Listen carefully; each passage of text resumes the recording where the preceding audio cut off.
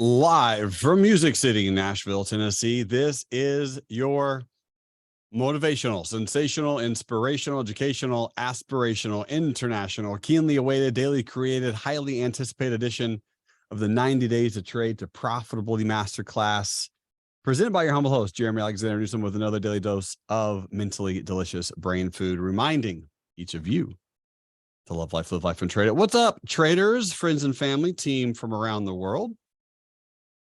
How are all of you doing this fine day, evening, week, year, quarter? Wherever you are, the sun is shining somewhere. Uh-oh, there she is. Diana, what is up? See if you can get your man to come work out with me tomorrow morning, Diana. Nice little early morning swim, gym sesh. What's up, Jenna? What's up, Ben? He said, is that a map shirt? Yeah, man. Yep. Pega, welcome. Larry, welcome. Thanks so much. Thanks so much. All right. Grant, welcome. Thanks so much for being here. Hope you're doing awesome. Ken Fuji, my boy. Carmen, Heather, thank you, thank you, thank you. Miss Reed says, I used to teach U.S. history. I love it. Yeah. Let's go. I actually wanted to be a history teacher at one point in my life. And it didn't dawn on me truly until really like 7 or 8 months ago. I was like, wait a minute, I do actually teach history. It was crazy. It was just like one of the coolest revelations I've had in a long time. I was like, man, I do teach history. That's wild. Anyway, careful what you love because you'll probably get it. All righty. So what we're going to do tonight are 3 things, most likely. We are going to go a little bit long since you all allowed me to have an extra few minutes on my date night last night. We're going to show you the anatomy of a trade for me from beginning to end, start to finish. Number 2, we are going to review some of your trades you took today. And then number 3, I'm going to give you a nice pep talk at the end of this class. So we're looking at 90 minutes or so. Strap in. If you got time tonight, I have all the time in the world, and I'm excited to spend it with you all. What I want to start with is I want someone to, we're going to do a raffle. The third person to correctly get this answer will pick the stock that I'm going to go through. What is my middle name? All right, the third person to type it into the chat pane. So we got Rickman, Jenna, and Steve. All right, Steve got it correct. Middle name, Alexander. Someone said money. Oh, that's awesome. Oh, it's the best. All right, so Steve, you were the third person to correctly type in my middle name. What stock do you want me to go and just analyze from beginning to end?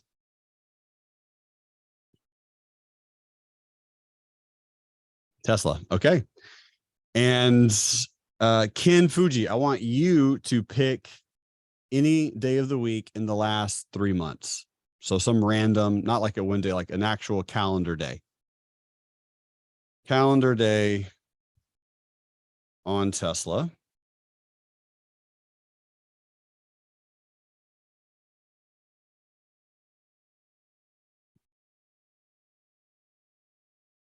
Ken Fuji's thinking about it. He's deliberating. He's like, what day should I choose for Jeremy? What's up, my boy, Scotty?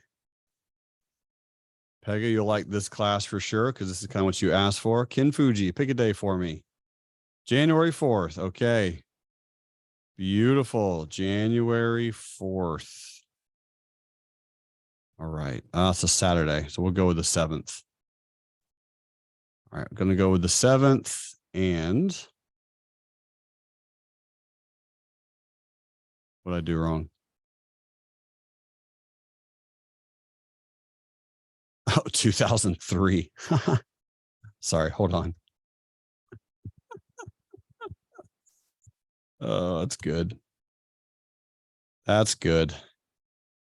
2023, 01, and 04. Got it.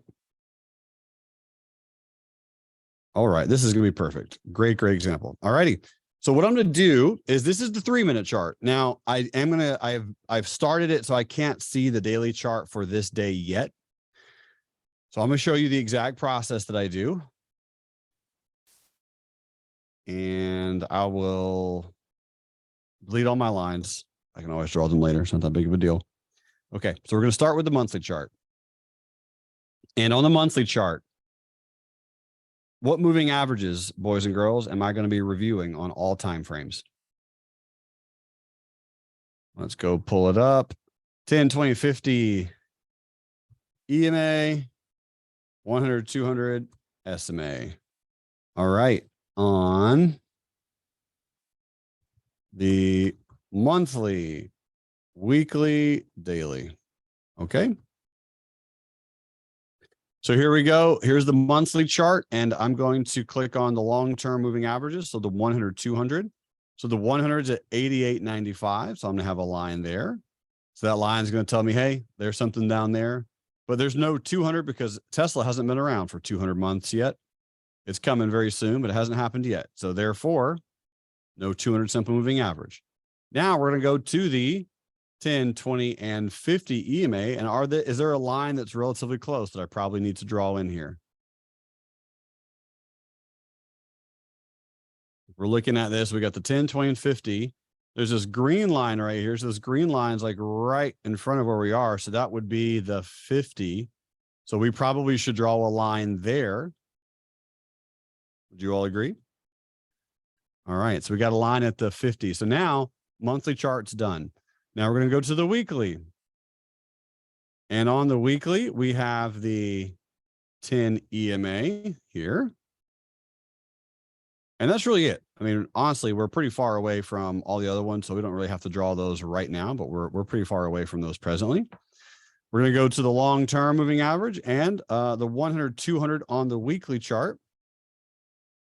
So the 100, 200 on the weekly chart is right here, this red line. Would you all agree? So I'm going to draw a line there. And there's no real reason to draw the 100 because it's so far away from the current price action. Now I'm going to go into the daily and I'm going to look at the 100, 200. Would you all agree that the 100, 200 is pretty far away for right now? Like we don't really have to even worry about those at this exact moment. Maybe later we can draw them, but presently they're pretty far away. And then here's the 10, 20, and 50 EMA on a daily chart. So I'm going to draw a line at the 10 EMA. And again, the 20 is all the way up here. All right. Diana says you're drawing a line for the moving averages close to the current price action. Correct. So this is what I'm doing. Once I have the lines drawn, boys and girls, you really don't have to update many of them because they're not going to change that frequently. The daily ones, you're going to have to go in. And so this process how long did that take me? 3 minutes. And I was explaining it. So without explaining it, it takes, 89 seconds, maybe. So now what do these lines mean? That's the question. What do these lines mean? You're going to want to write this little nugget down for me. If you're going to have something on your charts, use it. If you're going to have things on your chart, use those things. So if this is a line and we are below it, what would that line act as? Yeah, it's going to act as a resistance because we're below it. So this line right here, this one down there, what would that line act as? This line will act as support. Yep, you guys got it. So use your lines if you're going to have them on the screen. Otherwise, don't have them on the screen. Next, what I'm going to do is I'm going to draw with a different color. I'm going to draw the high of the prior day. And I'm going to draw the low of the prior day. I'm going to do that in purple. So this is the high of the prior day. This is the low of the prior day. So Scotty, you're going to like this one. So if I have a line, right, a line drawn on the prior low of day and the prior high of day, giving me an idea of where we might open, let's hypothetically say that we open below the low of today. What would this line become?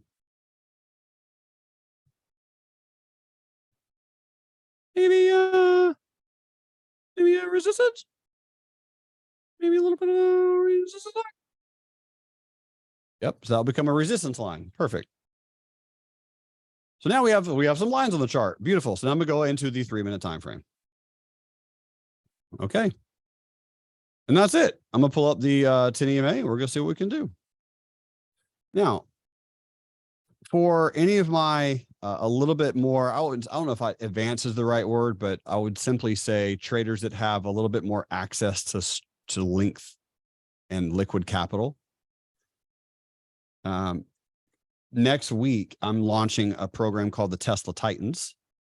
I haven't launched it publicly really since October of last year. And the Tesla Titans is a day trading group where all we do is just day trade Tesla. That's it. And we just master it and we only focus in. So we talk about it an hour before market open. We swing trade it, day trade it, options trade it, long-term trade it, so, everything. And we just master Tesla. And it's a really, really good group. That's going to come out under the mentorships next week. The reason I say all that is because I'm going to go ahead and draw 2 more lines with a different color. I'm going to draw a line here. Now, who can tell me why I'm drawing a line here in green and why I'm drawing a line here in green? What would those lines represent? I mean, we're looking at, so these would represent the pre-market high and the pre-market low, aka, yep, just exactly support and resistance, prior support and resistance. We can kind of see that, here on this chart. That makes pretty easy sense, right? There's nothing special about this so far. One thing I would love for you all to do while you're, just for giggles, again, focus on the 10 EMA, absolutely. But a thing that you can always consider doing, and again, I'm just going to throw this out there. Let's imagine that Tesla is a good company. You want to own some long-term. You want to be in it long-term. You think it's going to grow higher. And you see a nice low of day pre-market support. And you're like, you know what? I think today is a good day to buy 10 shares of Tesla and put it into my long-term account. And I'm not going to actively trade it. I'm going to buy these 10 shares. And I'm literally going to expect them to do absolutely nothing. I'm going to put them in a savings account, so to speak. And I'm just going to hold on to them for 3 or 4 years. That's your perspective. Could you consider doing that on a daily or weekly or quarterly, monthly basis? Just buy some shares. And the answer is, of course you could, because here's the thing, team. You will always be broke unless you own assets. You will always have to work hard unless you own assets, because assets make you feel rich. Strong fact, right? They make you feel rich. Simple as that. So even if you don't have tons of money right now, and I'm bringing this up kind of because my niece is in town, and I love my niece. She's not here right now. She's not going to watch this ever. She's 19. I love her to death. Obviously, I essentially raised her. My sister had some parenting, challenges at the early part of her life. So when I was, 13, my nephew and niece were being born, right? They were 0 and 1. And I kind of raised them up until the age of 7 and 8. And then I moved out, and then my mom kind of raised them. And then my sister came back into their life, blah, blah, blah, blah. Love my niece. She's amazing. Love my nephew. They're amazing. Obviously, they're family. Don't listen to me at all. Now, for my parents, you get it, right? Especially type it a 2 if you have a child who's over the age of 18, but they're still a giant baby. If they don't do it. So I tell them exactly, like, listen, you need to do this. Like, this is exactly what you need to do. You need to buy Tesla. You need to buy these stocks. They don't do it. All good. Here's the reason I'm bringing this whole thing up is because I'm telling her, listen, obviously she doesn't make that much money, right? She's working. She's she's not loaded. She's working. She's working a job. And she spends money on tattoos. She spends money on clothes. She spends money on randomly driving around in her car. So she's just burning gas, frivolous, dumb things, the exact same thing that I kind of wasted money on when I was 19. So I get it. So she's broke, right?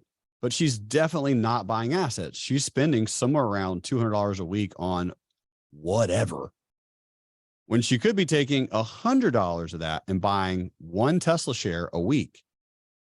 And if she did that, her financial game would change in 2 years. Change.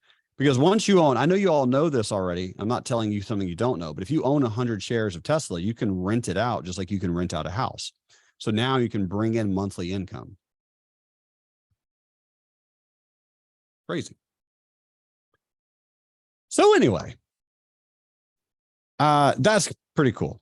So long story short, I think it's valid for if you just see a really good pre-market support and you're like, you know what, cool. Hey, this is not a day trade. I'm not going to day trade it, but I'm definitely going to buy me some Tesla shares here and I'm not going to worry about it. You know, I just got paid. I just sold a house. I just got some overtime. I just got a good contract. I just got whatever, right? Whatever money came into your life. You're like, all right, I'm going to buy 10 shares here forever. I'm just going to put this line on there so you can see how easy this is, because obviously we all know that 10 shares is nothing. And we also know that at this exact same time, when we were getting into class, I told all of you to buy Tesla. And had you, let's say you bought it with $30,000, just as an example, you now have $60,000 because it doubled in the course of a month. Type in a 7 if that would have worked with any number. Right, Scotty? Would have worked with 100,000, would have worked with 500,000, would have worked with 10 million, would have worked with 300 million, would have worked with the amount of money. The best thing I know for creating cash flow in existence is the stock market. It's the fastest thing, the easiest thing. The easiest way to make money is sales. Done and done and done, right? You all agree with that, right, Jeff? I mean, if you got neighbors, you got money, okay? Go knock on the door and sell them something. If you got neighbors, you got money. The easiest way to make money is sales. Done and done and done. The fastest way is stocks. You guys write this down? Fastest way is stocks. You can't convince me otherwise. What's the safest way? And I'm underline safe because, you know, it can be up to your definition. I would say normal real estate. Normal real estate, not like, you know, I'm not saying like house flipping or like whatever, doing some kind of crazy cool stuff that takes more. I'm just saying like buying houses, living in them, slowly fixing them up, moving out, renting that house out, you know, that type of thing. The long play, house hacking. Real estate's generally the safest way. Does that make sense? Again, I'm not like, I don't think this is mind-blowing information, but these are three things that if you just like repeat this over and over and over and over and over in your head, it's valuable. Jess has been in sales 20 years and done great, but 100% agree with you. Yeah. Okay. So there's my little rant. Buying some 10 shares long-term, beautiful. I'm gonna buy that support. There we go. Now I'm going to try to Tinny May the heck out of this thing. And let's just see what happens. I got all my lines drawn. Let's just have some fun. Let's analyze each candle, because that's my analysis, ladies and gentlemen. That's it. Now I can go back to the daily chart and study the daily chart. Feel free to write this down. I analyze the daily chart the most before day trading. I am trying to determine the sentiment, right? You want to study the daily chart. That's what you want to do. Daily. Just ask yourself, ask people, go to the all access pass, ask the moderators, right? Get something. Because if I'm looking at the daily chart, we just had an absolutely monster bearish day. Monster. Huge bearish volume. Some of the biggest bear volume that we've had in years, right? Biggest bear volume we've had in years. So question, and this is how I knew that Tesla was going to start to pop. Biggest amount of selling at a 2.5-year low. What do you think that means? This is a big takeaway, guys. Don't sleep on this. The biggest amount of selling at a 2.5-year low. What do you think that would mean?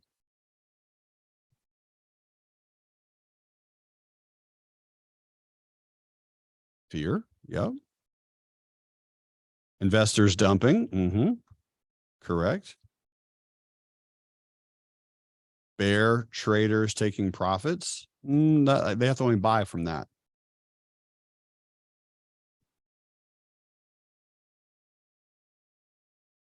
Here's the answer. Fear. The bottom of markets are marked by fear. The top of markets are marked by exuberance. Some people call it greed. I don't call it greed. I call it massive exuberance. Ultimate fear, when everyone's like, oh, Tesla's the most worthless company in the world. This is how you find ultimate fear. Huge, huge, huge, huge selling volume at a big, big, big, big low. And the same way you find massive exuberance, would anyone like to guess? Massive exuberance is generally huge, huge, huge bullish volume at highs. Everyone's buying up there. Not surprising that this candle had the third biggest buying volume of Tesla's history. Type in a 2 if that's kind of cool. I do have a video on that. And that's called, if you guys get bored this weekend, exhaustion volume. Just go type that into YouTube. Have an exhaustion volume, real life trading. But generally, once everyone has done something, then the smart money will come in. Exhaustion volume is all the newbies going, I want to buy Tesla. Pega says, is it too late for Tesla long term? Absolutely not. No, we'll talk about it when we get done, but no. Carol said to learn that from Stephen King. I love Stephen King. He's amazing. All right, so we're doing good. So I'm looking at the daily chart and I'm saying that we're going to start to bounce soon. My assumption, my guess, because I've day traded for a little bit, I think that today is going to be a little bit of a nothing burger candle. It's going to be a pretty small range. So we're about to find out, right? Question number one, are we about to even open below the low of the prior day? The low of the prior day is here. I don't think we're going to open below it. So unless we don't open below here or we don't go down and hit below there, we might not take a trade at all. Let's just see what happens. All right. So we did buy 10 shares in our long-term account. That's pretty cool. All right. Now, quick question. Tesla traded down to what type of support?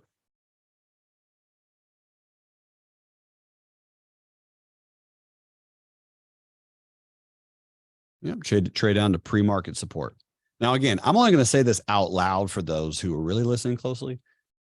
The times that a stock is not opening below the low or prior high of the day, this is what I will do, is I will buy off a pre-market low and sell off a pre-market high. But other than that, I don't do anything. But yes, this did trade down into the pre-market support and bounce. And now we're at the pre-market resistance. And we're probably going to most likely spike up into here and then roll back down. That's just my guess because, we're at pre-market resistance. Nice little spike up. Okay. Nice little spike up. There we go. And there's the rollover. Cool. Now, I agree with all of you right here. I'm with you. I'm in your corner. Type in a 6 if you can actually see that this is a bear candle closing above the 10 EMA. Now, true or false? True or false? This is one of my favorite candles, top 3 for sure.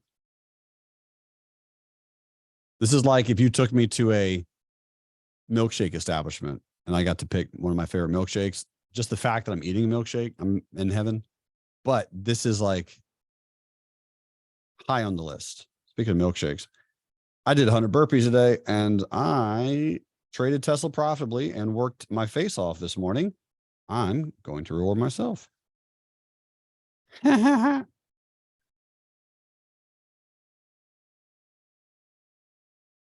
Perfect.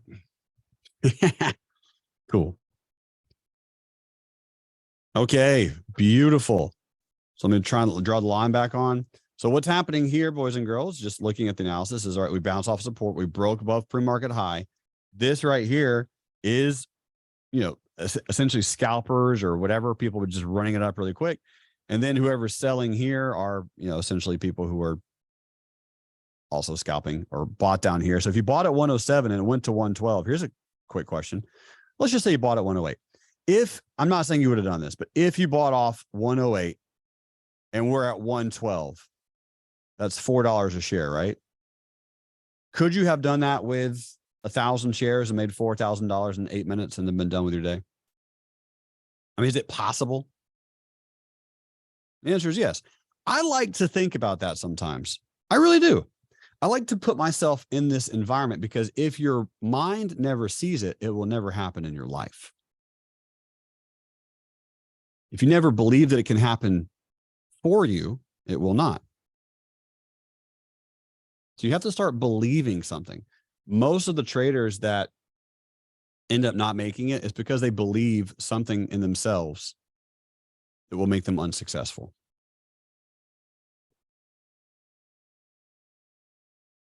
All right. Marta says, imagination is everything. It's so true. So true. This is all I thought about when I was young. It's just like, man, imagine making all this money trading so that I can buy all these things for my family and get them out of debt and retire my mom and retire my dad. And I just like dreamed and dreamed and dreamed. I was fueled by pleasure rather than fueled by pain. All right. Enough with the talk. I'm still waiting, just going to see what it does. I'm waiting for a 10 EMA. If, and again, I'm not saying I would have done this. Yeah, but whatever you done. Diane, I can only say it once. It was for those who were taking quick notes, but it's recorded. Don't worry. So I would be exiting my short right now if I was going to be shorting at pre-market resistance. Again, if you can see the little squiggles right here. So the little squigs, I anticipated a pop up into this pre-market resistance and a sell off because we're not opening above or below. I think we're going to stay within an inside range today. I really do. Okay, now here's a 10 EMA. So I'm just going to draw it just so that we can just see what happens. I'm going to draw a line here, draw a line here. Would you all agree that that would be the 10 EMA setup? Yeah, I mean, here's your bull candle, right? Stop over the bear candle, stop over the moving average. This is a nice little double top, by the way. I do like the double top. And again, I would prefer to short here and have a stop loss up there. That'd be my preference. I'd prefer to get in here. I'm going to put that in just so we can just see, because at some point I want to play around with your guys' brains and just show you what you can do. But anyway, since we did not open below the low or above the high, and we haven't taken out the low or the high, we technically shouldn't be taking a trade at all in Tesla. But I'm just going to look, we're just going to, just play with it. Just see what it does. Okay. So again, we would be in that 10 EMA. And there's the chop. There's the trade back up into, so this is where I would like to short personally. If I'm going to play something, this is where I would prefer to do it. Okay. So if you had your entry with the green line, stop right there, you're probably moving your stop down. You're going to put your stop loss right here. And then you get stopped out. Does this sound familiar?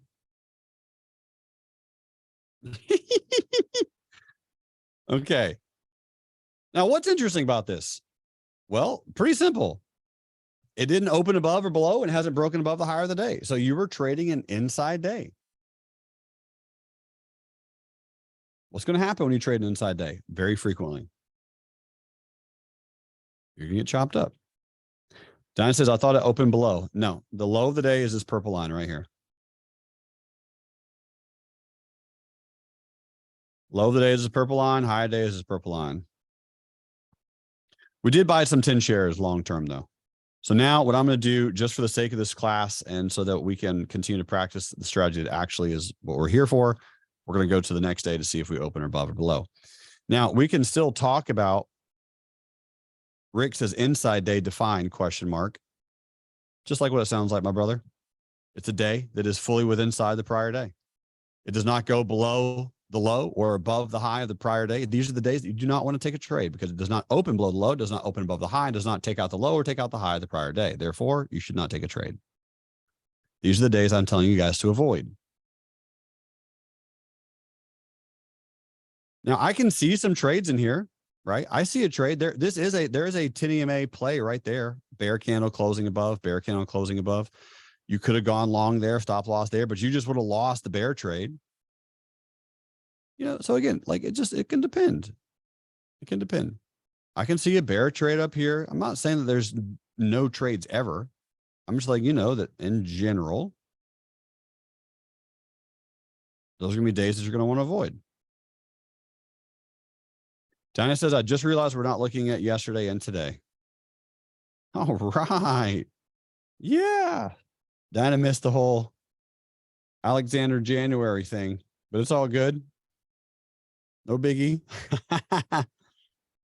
No worries. Yep. So we're back in January. So now we're about to go to another day.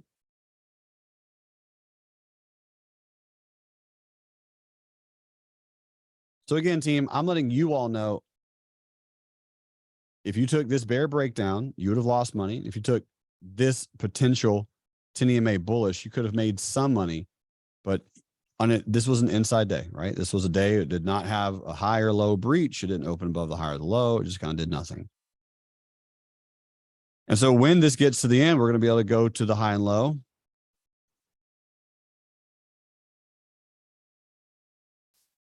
Jenna, I don't play extended hours. So I don't buy in here or buy in here. I just draw my lines and buy low, sell high. All right. So we're coming into 8:30. All right. So now I'm going to go back to the daily chart. And on the daily chart, ladies and gentlemen, do we have an inside day? Yes or no? Yes, we do. Okay. So now I'm going to draw the prior high and the prior low of day. Here we go. And then these green lines are going to become the pre-market high and the pre-market low. Ira says, do you still think that a higher high and lower low can be a matter of pennies? Absolutely. I don't think that I know that. 100%. It absolutely counts because people can still get stopped out by pennies. All right. So we got the high and the low of the day drawn. And I also, so very interesting that the previous high of the day is also the pre-market high. And here's the pre-market low right there. Man, my voice is really deep today. I have no idea why. I kind of like it though. All right, let's go a few more candles to 8:30. You know it, Marta. Let's go. Okay, so we got some pre-market resistance up here. We have a pre-market support. Again, the prior high of day is here. The prior low of day is here. So are we opening above or below the high? Carol says, how you doing? What's up, little mama? All right, so the answer is no. No, we're not opening above here. We're not opening below here. Could this still be another inside day? And the answer is, of course. Let's find out. So we're drawing pre-market support. So we have a pre-market low and we have a pre-market high. However, what would be very interesting just to ask, again, based on some just looking at the chart, if we get up here to 115-ish, could I attempt a short to see if it rolls over and make a little bit of money, right? I'm just selling high at that stage. Because again, team, you are all a Picasso of price action. You're going to be painting your own pictures of this stuff at some point. But the thing that really is important, regardless of what you're doing, is you know why you're doing what you're doing, and you know when you're doing it, and you know where you're doing it. And you create that plan ahead of time. You tell yourself, this is what I'm going to do. And if the position or the stock or whatever gets there, you go do that thing. So I'm going to press play because we have a long way to go. Oh, heavens, good Lord. So as soon as the market opened, we just started to tank. So we broke pre-market low, and now it looks like we are about to hit the a new low. Maybe? Okay. Boom. All right. All right, Iris, this is going to be your favorite day ever. Ladies and gentlemen, did we take out the previous low of the day? Yes, we did. Okay. That means we can now play this trade if we want to. So we do have a bull candle. This feels exactly like today. Good night. We have a bull candle here. We have support here because there was the previous low of day. Now we get to see, what are we going to do here? This is a very tricky question because are you going to play a break below this candle even though there's a support line right in front of you? And here's the way I will answer that question. I will if the stock builds compression and trades sideways for a few candles, or closes below the low, and I'll short a retest. I'm going to leave these on the screen. We're just going to see what's going to happen. Okay. Let's just find out. A few more candles sideways, I'll take it. So this is a candle sideways. I like that. That's one. Is one a few? Generally not, right? If I say I had a few beers, it's not one. If you say you had one beer, also, it's not one. It's definitely not one. I had one beer, my baby girl. I promise. Anyway, okay, we're trading sideways. We are building pressure. This is nice. Uh-oh, we have another sideways candle. Now this is good.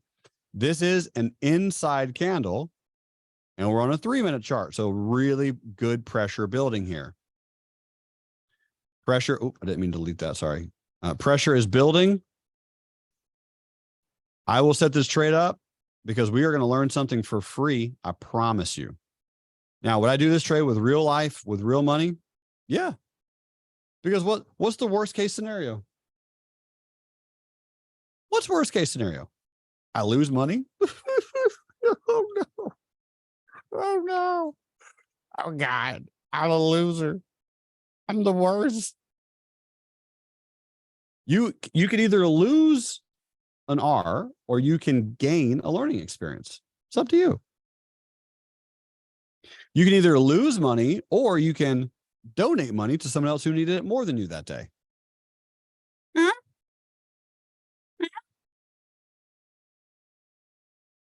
It puts you in a state of gratitude, right? When you're in a state of gratitude, you're not as upset. You can go, all right, you know what?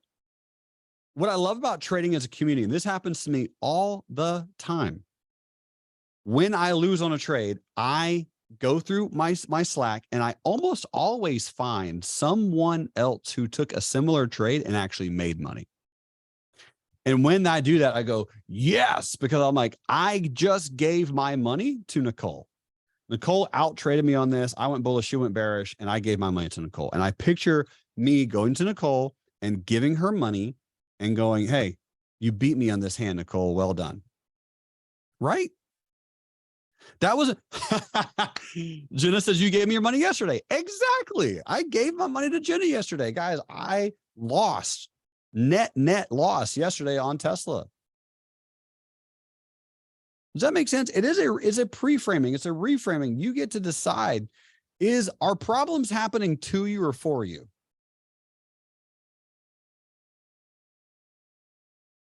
You get to make that decision. Okay. Rant complete. Oh, give me a break. This is fantastic, Newsome. What an entry, my guy. Did we get triggered in? Yes or no? Nope, by 7 cents. Yeah. Yes. This is like when I get that milkshake and it makes me lose weight. Oh, man. Okay, we're still not in. Nothing is happening yet. Oh, heavens. Oh, gosh. Oh, geez. Diana says, I need that recipe. I need the losing weight milkshake recipe. This is such a cool learning lesson because did we get triggered in? The answer is no. We got sure dang close, though. We sure all did all get old dang close. Man, we got real dang close for sure on that one. What else did we learn? We learned that we're great at picking entries. We learned that this low of day acted as what? What does low of day act as? Yeah, it acted as a support. Do you think there was some wizard out there who bought some shares there? Do you think that there was a robot or an old grandma or your dad or me who had a limit buy to like pick up some shares? Sure. How many shares were traded on that candle? Just a mere 2.2 million. That's all. That's all. Just 2.2 million. And at what price? Let's just call it, to make things easy, 108.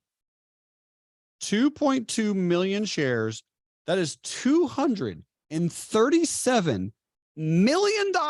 And you're worried about your 16 grand in your bank account? You're stressing out about your IRA.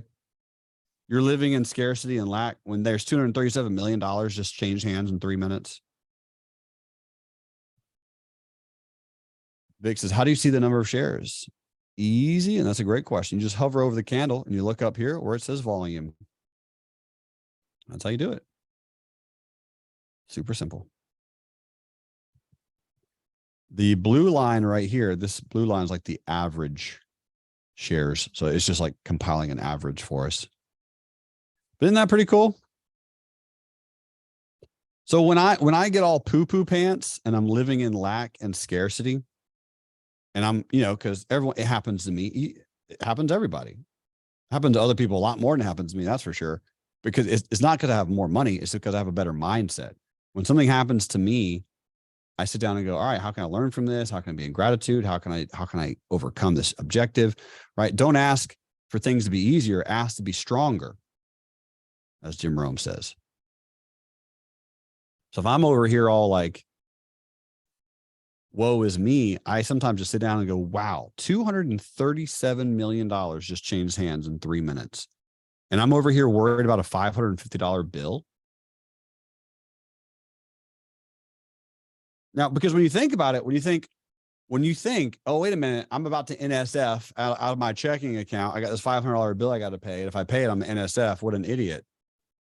You can think that, or you can go, how can I create more value in my life and be a better human being so that this stops happening to me? It's just different questions. Different questions get different answers. We didn't get triggered into the trade. We're waiting for a 10 EMA. Give it to me. Close above. Oh, close. Close. All right. We're waiting. We're waiting. Wow. Still waiting. I bet it's going to get down that support again and bounce. Sure is. Look at that. Look at this. We're waiting. Bear candle, close above, close above, close above, close above. Oh, so close. Still waiting. Come back down to low of the day. Easiest trade I've ever seen in my life.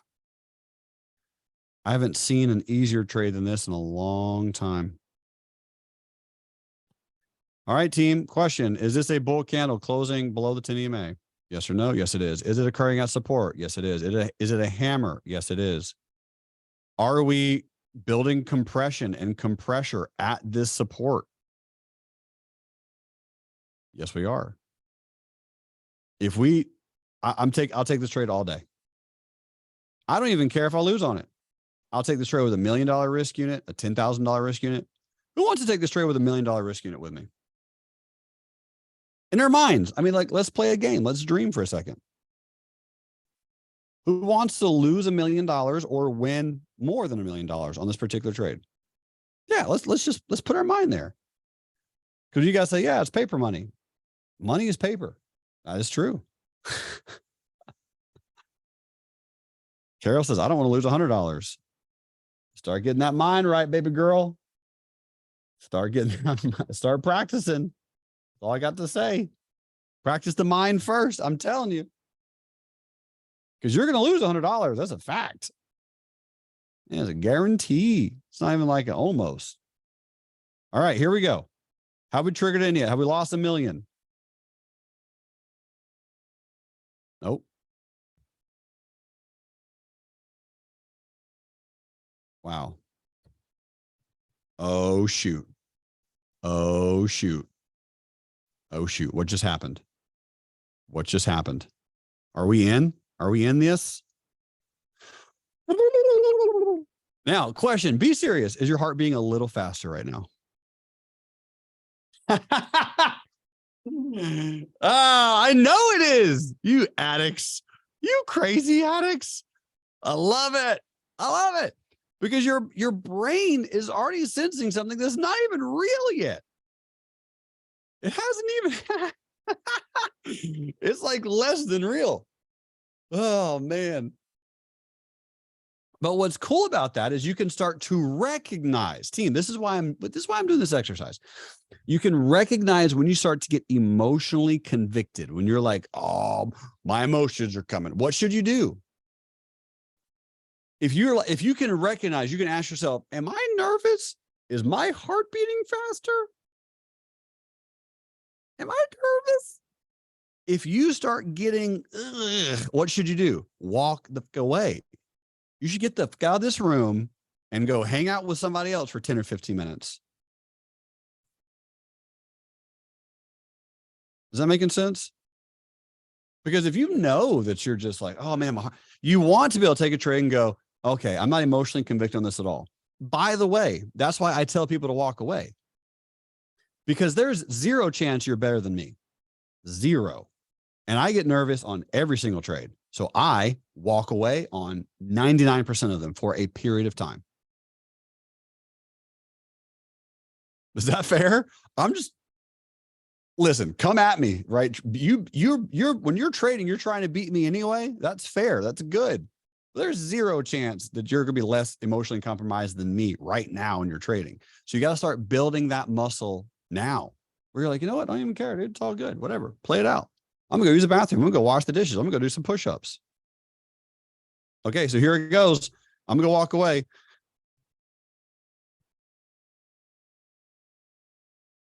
All right, 6 minutes later. Well, that's not good.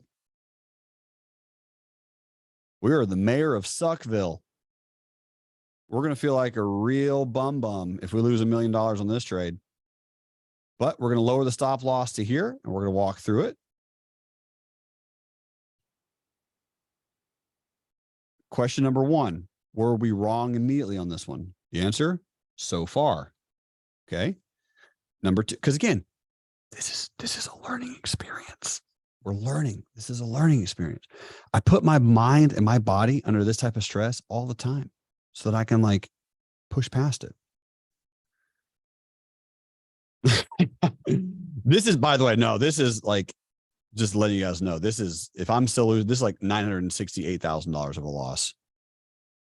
I mean, we're talking pennies here. So you're still losing a cool, a decent amount. All right.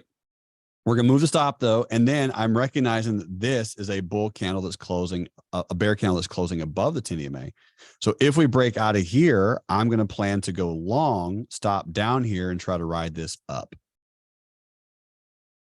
Planning it ahead of time. Now, for those of you who your palms are sweating and you're already kind of freaking out, you're kind of panicked, which is fine. I love you. You're amazing. I promise you're going to want to study your relationship with money just a little bit. You're going to want to start to study your relationship with money. And the only way I know how to do that is read a bunch of books with the word money in the title. That's it. The one I always recommend is You Are a Badass at Making Money by Jen Sincero. And of course, Money Grows on Trees.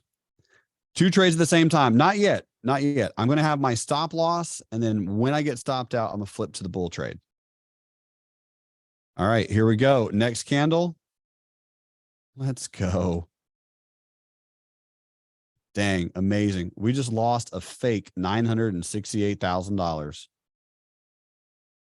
How cool is that? Okay, so I have the drawing here. Because, right, we got the bear candle is closing above the 10. So now I'm flipping. I'm going long. This trade, I'm out. So let's just, you know what? Let's just say we lost $1 million, because that's gonna sound really cool. Can you imagine the day when you tell a friend, yeah, I lost $1 million on the trades today? Can you imagine that? You might not be able to, but you know, start wishing for bigger problems. Because a lot of individuals, I can tell you this, team, money will solve all of your money problems. Guaranteed. Your money problems stop at about $70,000 a year. Man, I'm on fire right now. This is the best class I've ever taught.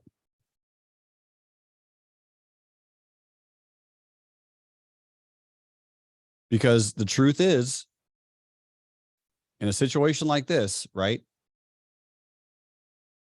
Everything that you're thinking is going to matter. Everything that we're thinking is going to matter. All right. We're going to wait. It's got to pull back to 108.27 to get us in. We are in. Rotation's happening. Now let's see if it bounces. Pega says, so you set up your trade even though the price went up from the top of the bear candle. Yeah, we're getting in. We got in the high of the bear candle. It went above it. So what did we do? We set up a limit and we got in on a pullback. Type in a 4 if so far the drawing that I drew is doing exactly what I drew. I mean, this is exactly it. Trade up, come down. Cool. All right, we got the bull candle. Now I'm going to take my stop loss. I'm going to move it up to here. I'm trying to see if I can delete that purple line without deleting my thing. I don't think I can. All right, so now that I've moved my stop, I'm going to walk away for 30 minutes. Let's go, baby. Let's get this. Now, in this real situation, we are up 1.05 Rs. Because you may not know this, but I have traded $1 million R before. In this situation, I just lost a little bit on the last one.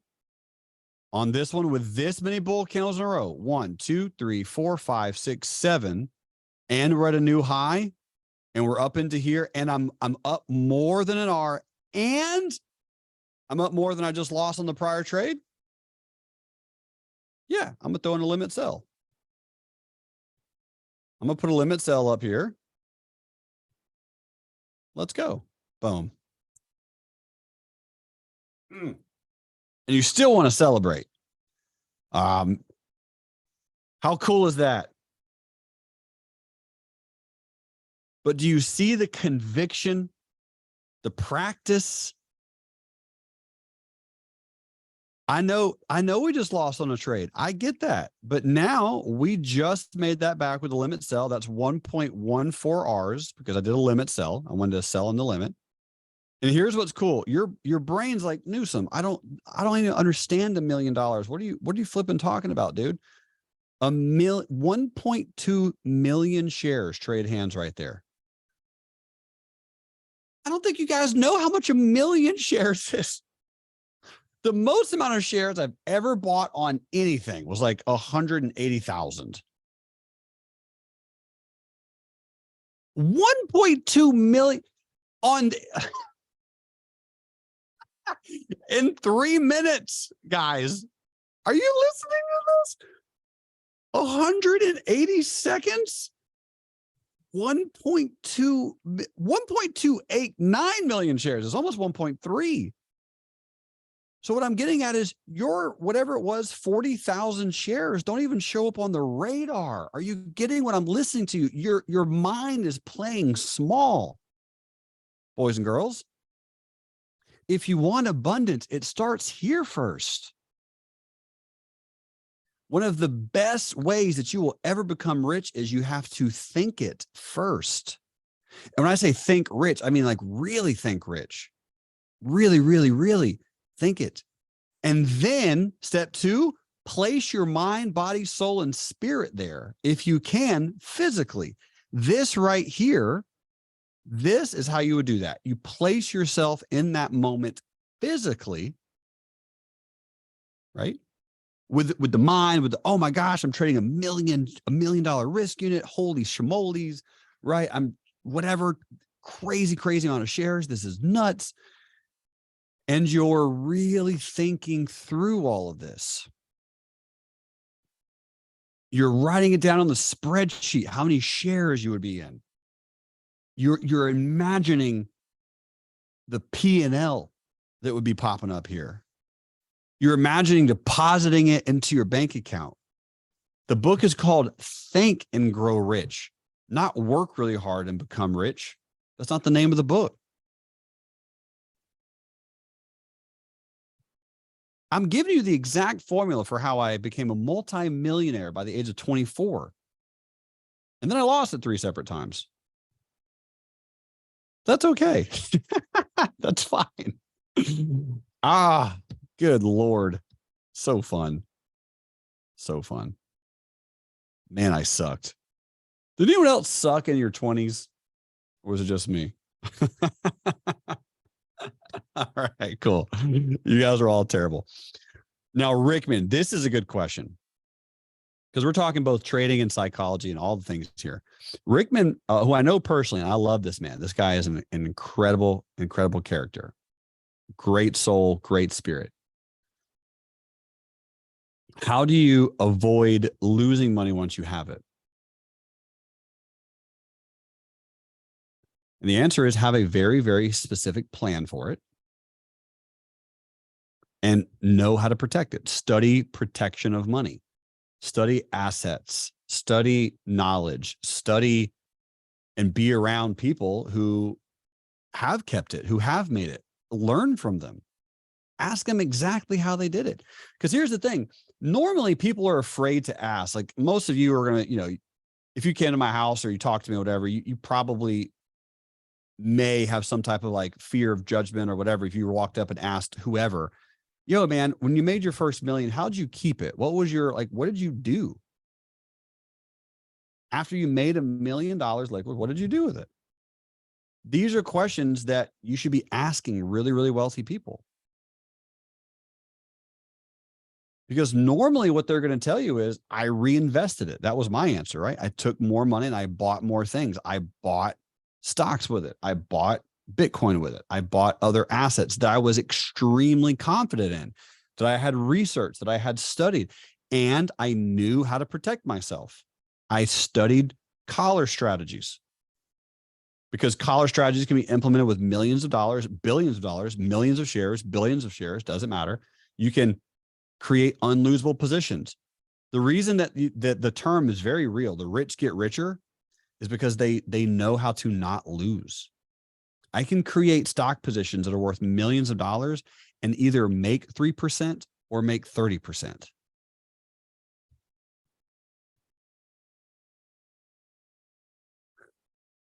That's insanity, but it's real.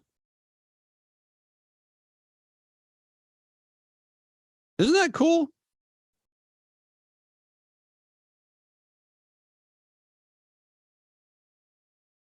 So you got to study protection. You do. You have to know about all aspects of protection, and you got to know the worst case scenarios and the bad case scenarios and the good case scenarios. And then, like me, if you made it before, and then you lost a bunch of it. If that happened to you, you absolutely need to study your internal dialogue with money and with wealth and with success. And it's a journey. It's not a weekend thing, by the way. It's a multi-month, multi-year, lifelong, rest of your life type of journey where you're going internal. You're doing anything that's possible to learn and understand more about your relationship with success and making it. Because, oh, here we go. It's coming early. If you lost money before, however much, it doesn't matter, hundreds of thousands, millions, whatever, you lost a bunch of money. You didn't lose it. You gave it away because you didn't feel worthy of having it. Hold on for a moment. You're not going to believe me on that. You're going to go, no, that's insane, dude. I love money. I want so much money. No. Otherwise, you'd still have it. Sorry. Let's just talk facts here for a moment. If you still had it, right?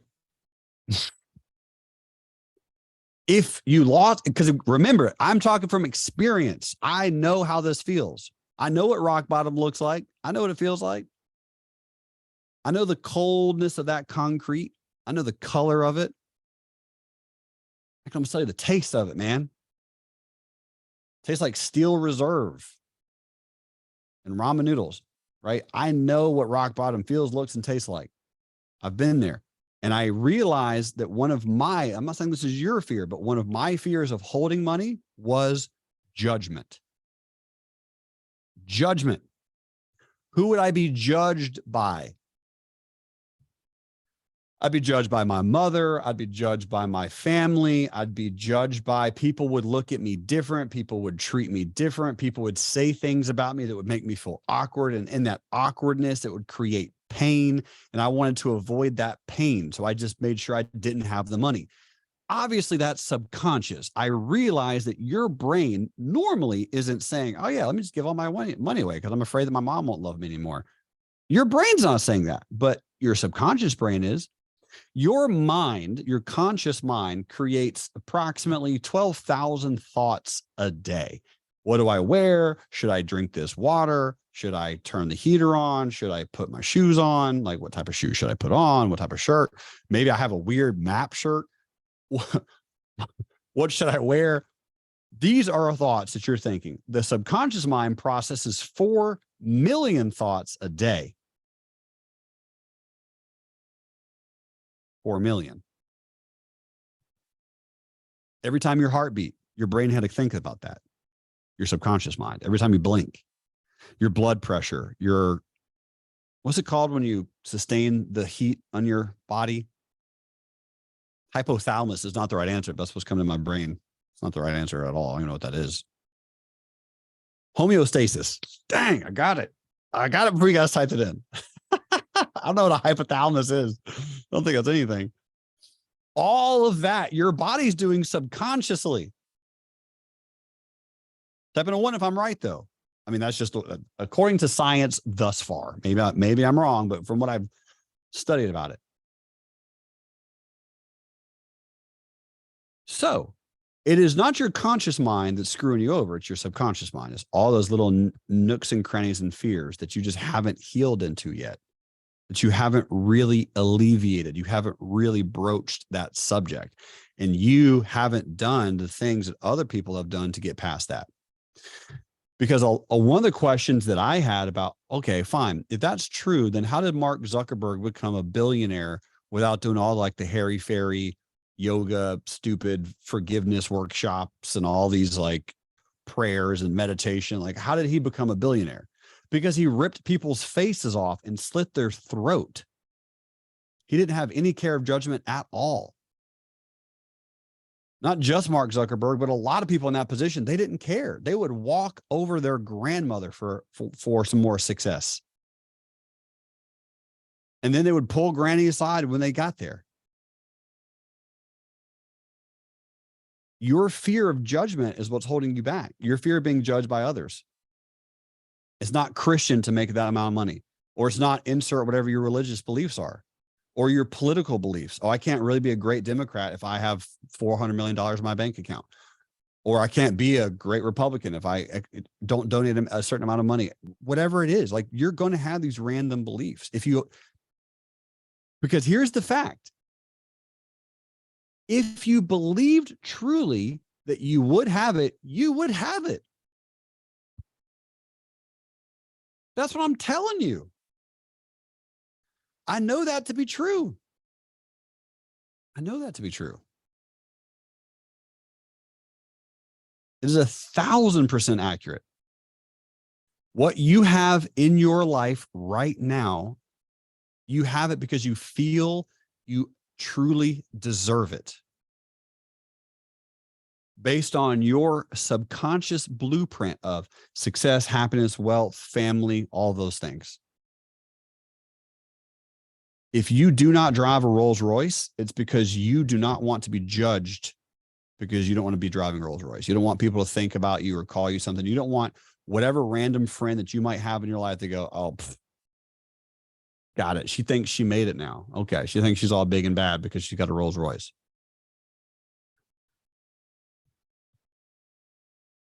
It's just the truth. If you can start removing these judgments, if you can start going person by person, case by case, dollar by dollar, over the course of many, many, many months, over many months, you will start unwinding that, and more money will come into your life, because money is a relationship energy.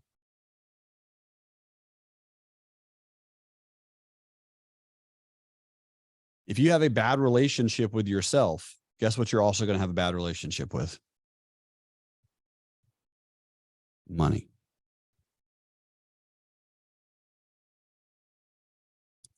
Now, I'm sure you've heard of, or you maybe even know some people who have tons and tons and tons and tons of money, but they're broken and empty inside and they're not happy. Because money is a relationship energy.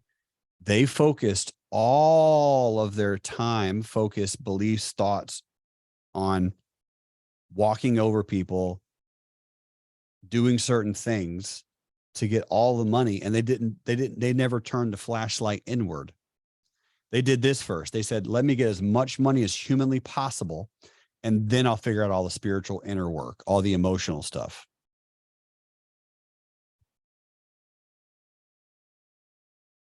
I personally have never met a billionaire who's like, you know what? I feel really bad because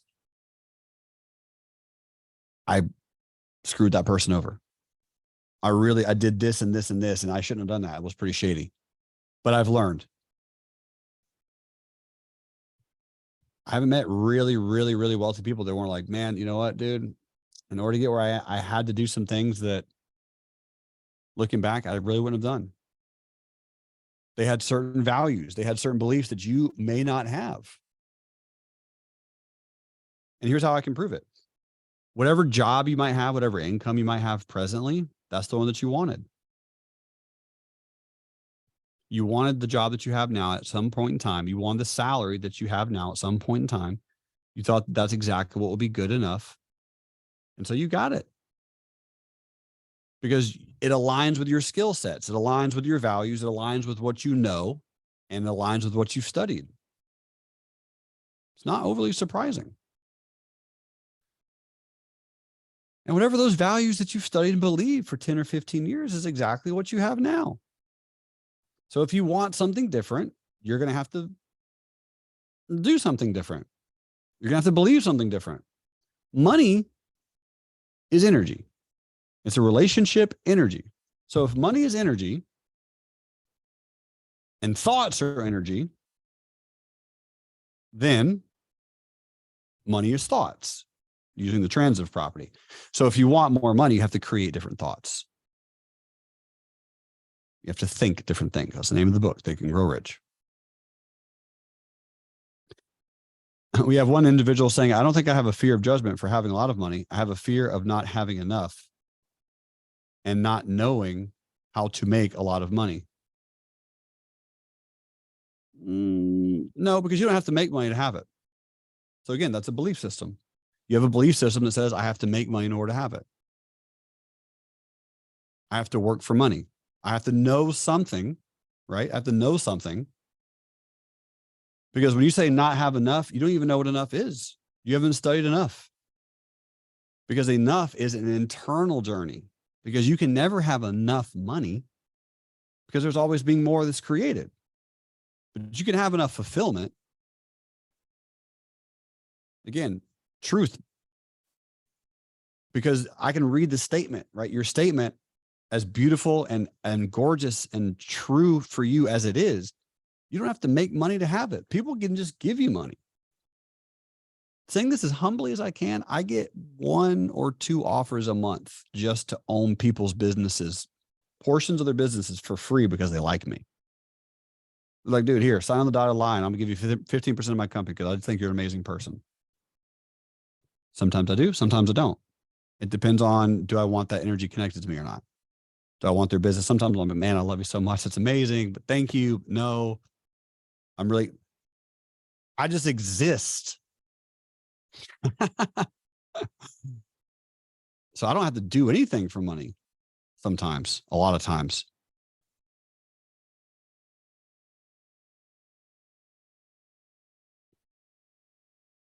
Sometimes you can think and create more money. I'm not saying like manifest it necessarily. I'm saying you can think of an idea, call somebody, tell them the idea you just thought of. They go, wow, that's a brilliant idea. They implement that idea. They make a bunch of money and they give you some of it for that idea. Oh, I like this. Diana says, I think I decided I would rather be fulfilled than rich, but I'm realizing I'd rather be both. Bang. You nailed it. So, Diana, what that means for you, and I do know you personally as well, but just regardless if I knew you or not, from that standpoint, you are an amazing, very healed, very bright, positive, extremely energetic, kind, loving, generous person. Meaning, you focused how many years would you say on peace, calmness, serenity, and fulfillment? 34. She says 34 years. There you go. Right? Most of your life, all of your life. Me, I didn't really worry about that. I didn't think that was an issue. I didn't worry about peace. I had to work on that in my mid 20s. I wasn't even allowed to meditate until I was 24. All these things, right? Because I had beliefs. My beliefs were all religious. So I had all kinds of weird religious beliefs that I had to battle through. So the fun picture of all this is there's a very, very popular quote. You can't have your cake and eat it too.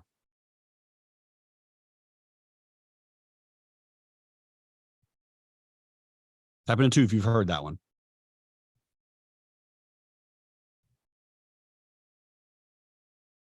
Daniel says, that's interesting. My desire to be rich is more for the stability aspect of it. Sure, I hate the part about other people judging me, but my solution to that would be just be an undercover millionaire living super below my means. I love that, Daniel. It's amazing, man. But that's also a lot of internal, like little sprinkles in there. I'm gonna get to that in just a moment after the statement, right? Everyone's typing in a 2. You can't have your cake and eat it too. You can not only have your cake, but it can be made by a Michelin star chef and served to you on a beach that's on a private island surrounded by your best friends in the world.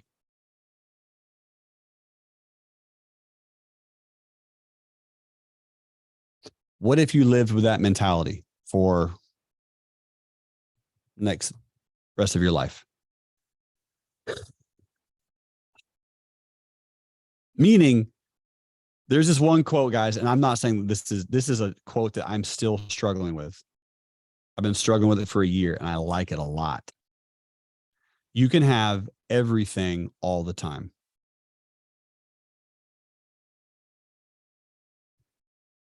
When I hear that, I'm just like, that can't be true, though. It's just a fun quote. I'm not saying that you have to change your whole life and live by it. You can. It's really cool if you do it. But if you have the idea that you can have everything all the time, It will challenge all of your beliefs, all of them. Type in a 9 if you're like, there's, as soon as I said that, your brain was like, nah, that's stupid. Right? Throw in some 9s, exactly. Throw in some 9s because you're like, that's dumb. There's no way you can literally do all of that. You can't have everything that you want all the time. They're like, I get it. I battle that now, and I have everything all the time. A lot of the times, man, it's like, it's crazy. Dang. I still struggle with that one. So I'm gonna go back to what my boy Daniel said, because this is really, really, guys, this is so beautiful. Daniel, I love this so much, my man. I love it so much because there's this book called The Millionaire Next Door, and it talks about this concept.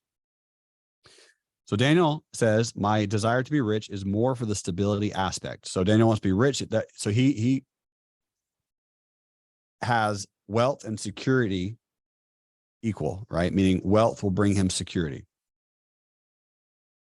However, if other people know that he's extremely wealthy, that will infringe upon his security. He has that belief, because here's how it goes, continues.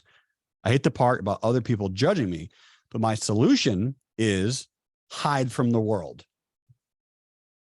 He didn't say that. He said, my solution is to be an undercover millionaire living super below my lean so that no one knows. I'm gonna be out in isolation, hiding my light, hiding myself from the world so that no one knows that I'm rich and wealthy. That's my solution to not being judged, is I'm gonna hide. Because if I say my opinions, if I state my voice, if I'm true to myself, other people are still going to judge me. Meaning there's a conflict in there, my brother.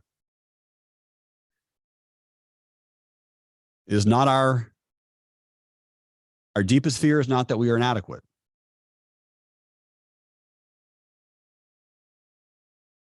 Our deepest fear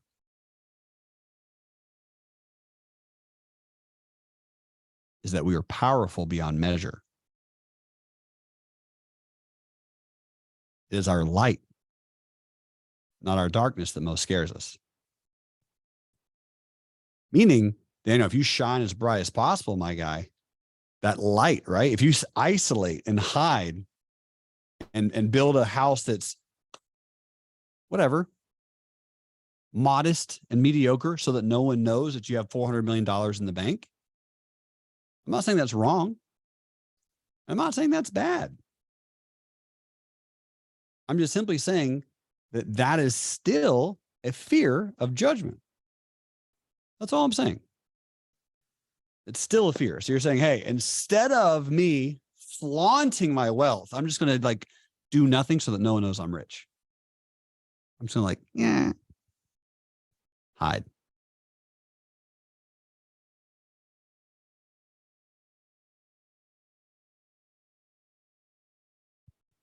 It's crazy, man. I battled with that one for years, dude. Years.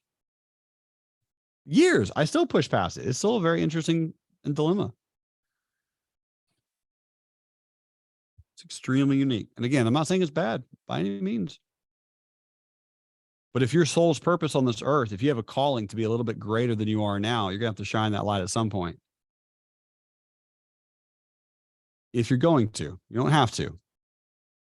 But if you're going to live in the world that you were created and designed for, you're going to have to really be big and share and spread and talk and create and really give.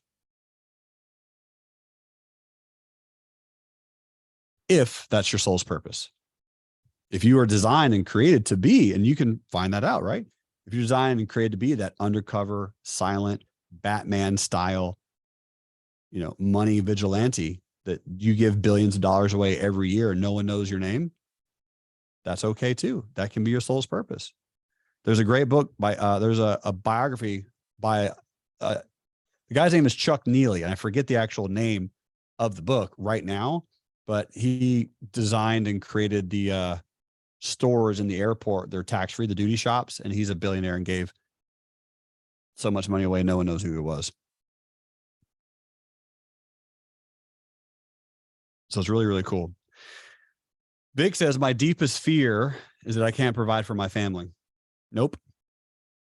I love you. That's not your deepest fear. Your deepest fear is that your family won't love you because you can't provide for them. Whole different thing, my brother. Whole different thing. Because if you don't provide for them, what's going to happen, right? That's the thing. If you do not provide for them, they're going to feel a certain way, right? And that feeling is going to affect you.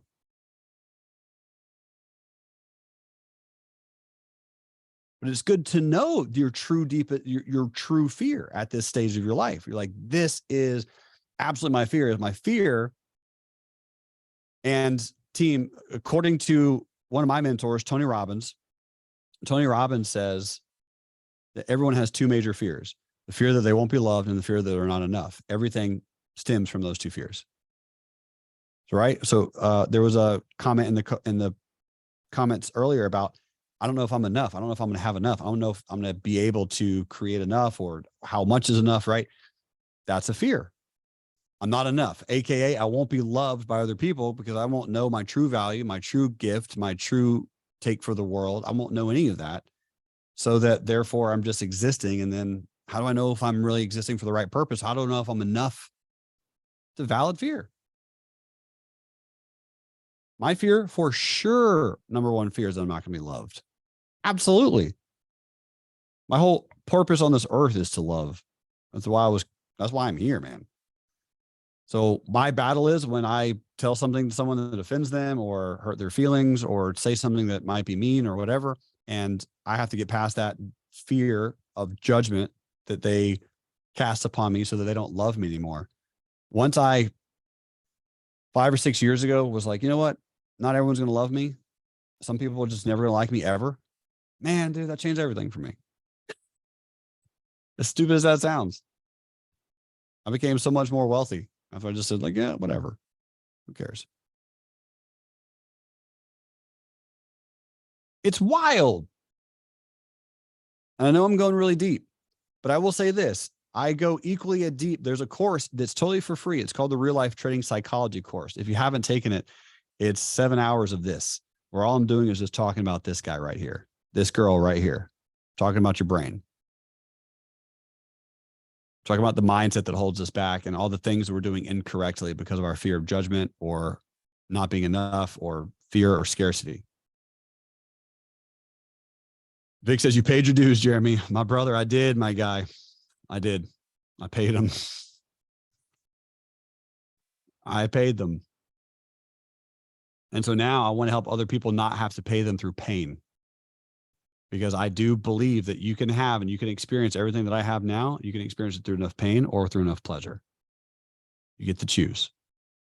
But you have to push past the fear of judgment. Now, most of you, a lot of you are already millionaires, but for those who might not be, if you're not a millionaire right now, I can tell you immediately how to become a millionaire. You can literally just go out and just knock on doors and sell something.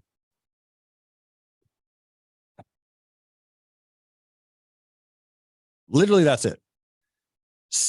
Sell a $500 thing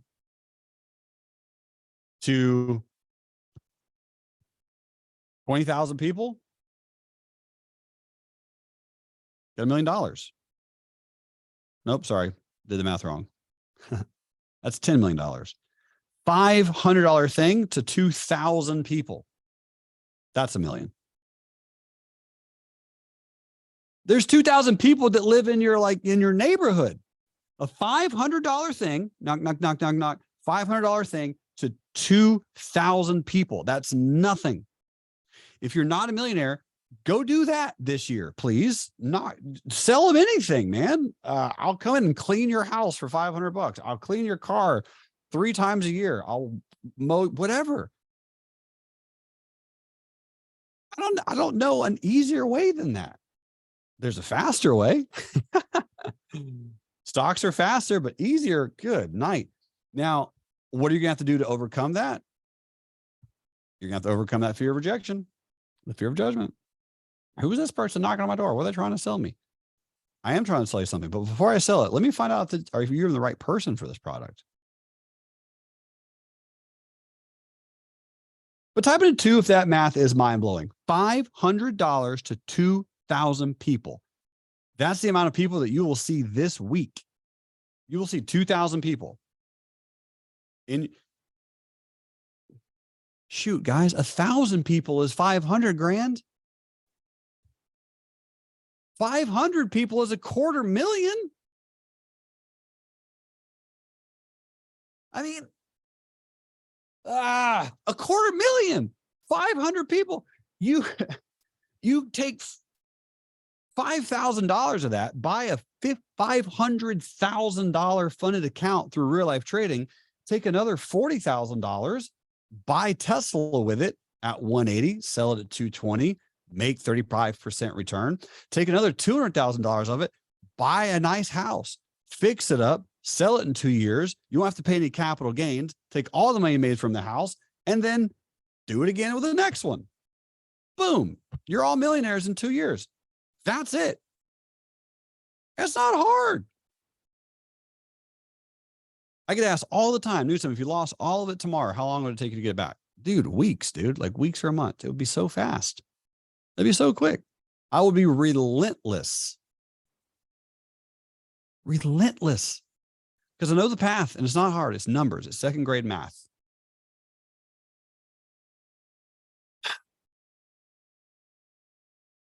If you want it, team, it's right in front of you. This is also a true story. You could all very easily be an affiliate for real life trading. Knock on 2,000 people's doors. Sell me. Sell real life trading. And eventually you talk to enough people, they'll buy some products and I'll pay you $500 a person, right? They pay me for something. I'm going to give you some of that money. You know, go get your affiliate. I paid out $4,000 in affiliates last week. We're not like a multi-level marketing scheme. It's just a very basic affiliate, right? Like if you go to a coffee shop and you tell the 20 people in the coffee shop, you go to each one, hey, you should really take this class. I just learned this class. It was really, really great. Sign up. Here's my affiliate link. Oh, you have an affiliate link? Yeah. I mean, I'm going to make, $250 if you sign up, but I'm just here because it's really great. But if you want to make some extra money, whatever it is, you know what I'm saying? How can you be an affiliate? That's a good question. I'll show you. It's the easiest thing ever. reallifetrading.com. Scroll down to the bottom. Boop, right? RLT affiliates, bang. And then launch affiliate program and just sign up. Here's 4 videos on how it works, right? Craig Levine makes thousands of dollars just selling real life trading. And again, team, it's not a weird, it's not sketchy. It's nothing strange. It's very simple. If you sign up for an affiliate and they buy anything ever, I'll pay you money.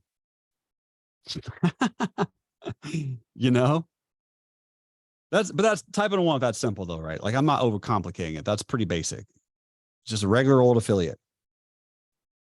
But how many other affiliate programs are there out there that you could be a part of? I mean, maybe your favorite soap has an affiliate, maybe your favorite chocolate, maybe your favorite brand of beer, maybe your favorite mini fridge, maybe your favorite camera. I don't know, maybe. But that's why I said sales is the easiest thing. Stocks are the fastest, real estate's the safest. I want every single person here to become extremely, extremely wealthy so we can do everything we want to do together all the time without worry. It's available. It is available. It can happen. Questions, top takeaways. Matt DeLong is going to be here next week. Valentine's Day, I believe, is Tuesday. He's going to give you guys the night off for Valentine's Day. He will pre-record a video for you so you can watch on your spare time, but you can go hang out with your lover, your bride, your spouse, your husband, whomever. And so he'll be doing that for you. Also, really quick fun fact for those who made it all the way to the end. If you did, man, congratulations. There's going to be a gentleman who's going to be popping in into the 9A program. His name is Lucian. So Lucian's one of the traders that made it. This guy and his perfect wife, they make money full-time trading the markets. And I love this guy so much. Team, he literally reaches out to me and was like, yo, dude, I love what you're doing. Thanks so much, man. I haven't mentioned this to you before. I have tons of time. I'm making money trading. I just want to help. I just want to volunteer. Like, how can I help? Just want to help. I was like, dude, let's go. So anyway, Lucian's going to help you with some of your questions. So if you see Lucian, you can trust him. You can believe on that guy. If he's posting in the chats, like if he's giving you feedback on your charts or whatever. Okay. So just throwing that out there. If you see his name pop up, he's been with Real Life Trading for at least 3 years. I met him, I think, a year and a half ago. He came up to Nashville with his wife, and we had barbecue at Martin's Barbecue. Anyway. Jose says, I'm signing up and I'm seeing you in Vegas. You're coming to Vegas. Oh, nice, dude. Okay. Sweet. I can't wait. That's going to be really cool. Dinah says, I can have everything all the time. My new self-talk. Ooh, that's a good one. That was going to change your life a little bit. All right. Kenny says, awesome class. Lots to think about. Great class. Rickman, Gay Hendricks, author of The Big Leap, talks about this very subject of self-sabotage, the upper limit mindset. Great book. That is a great book. Solid book. Jill says, I need to replay this one ASAP. Let's get it, Rockstar. Perry says, just paid my first $100 for completion of your course to someone. Oh, no way. Okay, that's awesome, Wayne. I love it, man. That's so cool. So someone completed the course and you're giving them $100 for every person who finishes? What a legend. What a rock star. Let's go. That's the abundant mindset right there. Peggy, you're super welcome. Team, I hope this program and class and course is helpful and valuable. Just know that I'm always doing this from a place of love. That's who I am at my core. I'm no longer afraid of judgment. I'm no longer afraid of worry or doubt or issues or selfishness or people calling me greedy. I'd rather be called greedy than broke all day long. Wrap that one up. That's another quote for the books. But I'll tell you this. I dare you to find someone who can outgive me. I care so much. I truly, truly do. And we will together change the outlook in the financial system, and the whole system is getting changed. Because I am relentless. I am resilient. This is what I'm here for. I know my purpose. And I want to say thank you for being along with me and for helping me impact the world and enrich lives. I love you so much. Have an incredible weekend. And until next time, love life, and trade it. Bye.